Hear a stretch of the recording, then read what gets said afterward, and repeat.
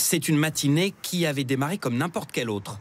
Arnaud Lemonnier ouvre ce jour-là sa boutique de vélos pour découvrir que des cambrioleurs sont déjà passés par là. Tous les vélos ici, vous voyez, tous les vélos ont été cambriolés. C'était vraiment les vélos les plus haut de gamme qu'on avait ici. On voit qu'il ne reste plus rien. Le plus haut de gamme était sur la scène ici, qui valait dans les 5 500 € sur celui-là. C'était vraiment ciblé. En pleine nuit, les voleurs semblaient parfaitement rodés. Les caméras de surveillance n'ont pas dissuadé une seule seconde ce commando très bien renseigné. On aperçoit ici les deux suspects cagoulés emporter des cycles dans une fourgonnette sans jamais être inquiétés.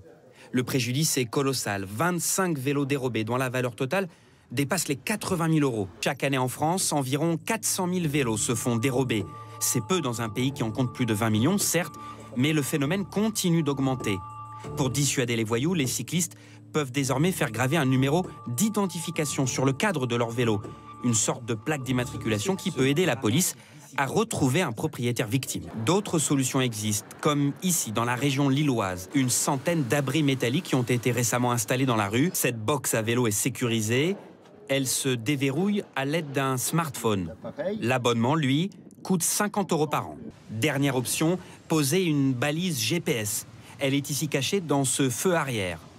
En cas de vol, votre vélo peut être suivi à la trace, comme dans une enquête policière.